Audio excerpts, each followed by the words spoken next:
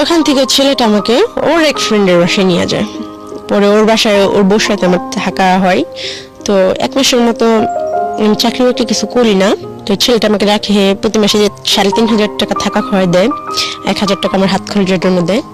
কিন্তু ওকে ভালো লাগার কারণ যে ও কখনো আমাকে স্পর্শ করে নাই বা বলে নাই যে আমার সাথে ফিজিক্যাল করতে হবে।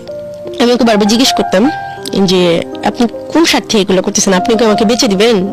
আমাকে ভালো ড্রেস কিনে দিচ্ছে, পার্লারে নিয়ে গেছে, বলছে তুমি এই করো, চুল কাটো, চুলটা এইভাবে কালার করো, এই করো সেই করো, বুক প্লাক করো, অনেক কিছু বলতেছে। উন্নাটা এইভাবে পরবা, জামাটা এইভাবে পরবা, এই জুতা পরবা, লিপস্টিক পরবা, অনেক কিছু বলতেছে। এরকম করতে করতে, এটা 2016 সালে ঘটনা বলতেছে আমি।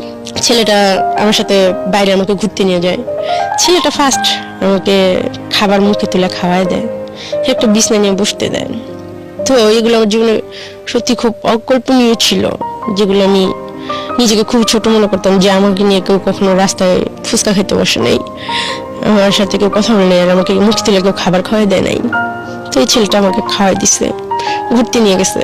বাট কখনো রিক্সা বসে যে ছেলেরা হাতে এই করে সেই করে, সেগুলো এই ছেলেটা কখনো করে নাই। তো আমি ওকে ভালোবাসবো বা ভালোবাসা শব্দটা বা স্বামীর সংসার এগুলো কখনো আমার মধ্যে ছিল না। বাট ও আমার ভিতরে এগুলা জাগাইছে বা বুঝাইছে, দেখাইছে, চেষ্টা করছে, অনেক কিছু করছে। ও আমি করতে চাই নাই, বাধ্য হয়েছি। মানে ভালোবাসা আসলে আমি জানি না এটা ভালোবাসা ছিল কিনা, আমি তো বুঝি না আসলে ভালোবাসা কি। তো ও আমাকে একটা রুম নিয়ে দেয় পরের মাসে, সাবলেট। রুমটা অনেক সুন্দর, এটা হচ্ছে টেকনিক্যাল দারুস সালাম থানার সাথে, বাসাটা 6 তলায়। তো ওর এক বন্ধু আর বন্ধুর ওয়াইফ আর আমি আর ও কাজটা শেষ করে, ওরা সবাই ঢাকায় স্থানীয়, ওরা 6-7 ভাই, অনেক বড় লোক, নিজেদের সব ব্যবসা বাণিজ্য আছে। তো ও বাসায় কাজ শেষ করে হাজবেন্ডের মতো মানে প্রতিদিন বাসায় ফিরতো রাত 10টা 10:30টার মধ্যে, আর সে আমার কপালে একটা কিস করতো, আমার হাতে একটা কিস করতো। তারপর ম্যারিড ছিল, রাইট? না, ম্যারিড ছিল না। না, ওর বড় ভাই এখনো বিয়ে করে নাই, বাংলা কলেজে পড়ে। তো দেখতে অনেক হ্যান্ডসাম ছিল, অনেক সুন্দরী ছিল। তো ওনাকে কখনোই মানে স্পর্শ করবো বা ওনার কাছে যাবো, আমি ওনাকে ভালোবাসবো, ওনার ওয়াইফ আর চিন্তা করবো, এটা তো আমি কখনো কল্পনা ভাবিনি। বা কারণ না, আমি কেন কোনো ছেলেকে কিছু দেওয়ার মতো আমার মনে হইতো যে আমার কাছে কিছু নাই। আর আমার যে জীবন, আমার মনে হয় না যে এই জীবনের পাশে কোনো ছেলে সারা জীবন থাকবে। আর আমি কি দিব, না আছে রূপ, না আছে গুণ, না আছে শিক্ষাগত যোগ্যতা, না আছে বংশ পরিচয়, যার কারণে বিয়েটাকে আমি খুবই ভয় পেতাম। আর যখন আমি গার্মেন্টসে চাকরি করছি, আমি দেখছি অনেক সুন্দর সুন্দর মেয়েরা 3টা 4টা করে বিয়ে হয়েছে, বেবি আছে, অনেক কষ্টের জীবন, কিছু সমস্যা হইলেই ছেলেরা ছাইরা চলে যায়, যার কারণে আমি বিয়েটা কখনোই সাহস পাই নাই। তো আমাকে চাকরি বাকরি করতে না করলো, সবকিছু দিত, আমার কাপড় চোপড় আমাকে খুব সুন্দর করে সাজাই রাখতো পুতুলের মতো। তো এতটা সম্মান আমার লাইফে ফার্স্ট কেউ আমাকে সত্যি দিল। তো এই একটা মাস আমার জীবনে ছিল যে খুব সুখের, খুব আনন্দের। তো ও আমাকে স্পর্শ করতো না, ও বাইরে হয়তো কি করতো না করতে জানি না। তো এরকম ভাবে থাকতাম, রান্না বান্না করতাম, প্রতিদিন ওর জুতাটা মুছে পায়ে পরাই দিতাম ও যখন ঘর থেকে বের হইতো।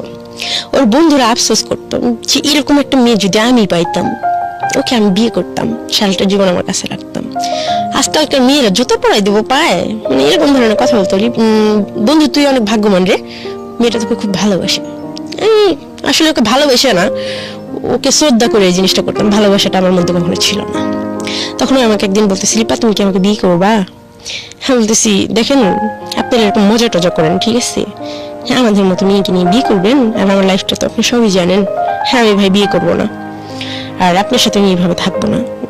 আমি নিজের পা নিজে দাঁড়াইতে চাই, আমি কিছু করতে চাই, আমার নিজের একটা পরিচয় বানাইতে চাই।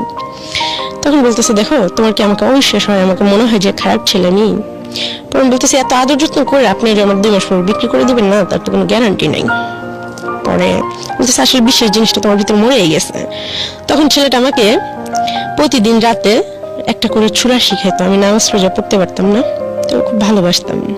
ফজরের নামাজ পড়াইতো, তাহাজ্জুদের নামাজ পড়াইতো, 5 ওয়াক্ত আমাকে নামাজ পড়াইতো ছেলেটা। আল্লাহ তাআলার প্রতি অনেক কথা বলতো, অনেক ধার্মিক টাইপের ছেলে ছিল।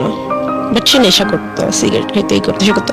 আমি প্রচুর সিগারেট খাইতাম, এখনো খাই আমি। তো এরকম করতো। পর ছেলেটার এই 1-2 মাস প্রায় 1 বছর হয়ে গেল, 2017 সাল পর্যন্ত আমরা একইভাবে একই ছাদের নিচে ছিলাম। পরে আস্তে আস্তে ওর সাথে আমার ফিজিক্যাল রিলেশন হয়। ও আমাকে খুব আদর করতো। তো ও বলে যে তোমাকে আমি একটা বেবি দেবো, তবে রিপা একটা শর্ত হচ্ছে যে আমি ফ্যামিলিকে একটা বিয়ে করব, তুমি বউ হয়ে সারা জীবন ঢাকায় থাকবে, তোমাকে আলাদা আমি একটা ভারী করে দেবো, আর তোমাকে একটা বেবি দিয়ে দেবো, আর একটা পার্লার দিয়ে দেবো, বিউটি পার্লার। আর তোমাকে আমার ফ্যামিলিতে নিতে পারবো না, তুমি যদি একটা ভিক্ষুকের মেয়েও হইতাম আমার মার কাছে নিয়ে আমি তোমাকে রেখে দিতাম, বলতাম যে একটা ভিক্ষুকের মেয়ে। আর আমার হোটেলেই তোমার সাথে যে ঘটনাটা ঘটছে সেটা আমার ফ্যামিলির, আমার বড় ভাই, কোনো ভাই বলে মানে নেবো না যে এমন একটা মেয়ে আমার লাইফ পার্টনার হবে। তো সেটা বোঝার মতোই যে হ্যাঁ সত্যি। তো ছেলেটা আমার জন্য এত কিছু করতো, বা কখনো আমার টর্চার করতো না, কখনো মানসিকভাবে আমার খুশিটা দেখার চেষ্টা করতো। তাই আমি আস্তে আস্তে হয়তো বিশ্বাস করি, ভাবি যে ছেলেটা হয়তো আমার পাশে থাকবে। এরকম করতে করতে 2017 সাল পর্যন্ত আমরা একসাথে থাকি। অনেকই ভালোবাসি ছেলেটা। তো প্রত্যেকটা মেয়েকে ছেলেরা গোলাপ ফুল দেয়, তো আমার জীবনে খুবই ছিল যে আমাকে যদি সত্যি কেউ ভালোবাসে আমাকে একটা গোলাপ ফুল দিবে, আমাকে যদি কেউ দিত। আমি এতটাই খারাপ দেখতে, আমাকে কোনো ছেলে গোলাপ ফুল দিল না, আমার খুব দুঃখ ছিল। তো একদিন পয়লা বৈশাখের দিন ও হঠাৎ করেই এক ছোট কানের দুল নিয়ে আসছে আর একটা গোলাপ ফুল নিয়ে আসছে। আয়শা ও অন্যদিকে হাসতেছে আর ফুলটা আমাকে দিছে। মনে হয় যে পৃথিবীর সবচেয়ে সুখের দিন ছিল এটা আমার, যে আমাকে ফার্স্ট কেউ ফুল দিছে। তো আমি খুব খুশি ছিলাম।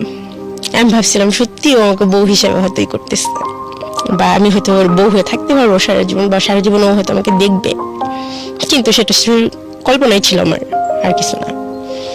তো এরকম করতে করতে হঠাৎ করে আমার পেটে বেবি চলে আসে। তো আমি বলি আমি বেবিটা নষ্ট করবো না।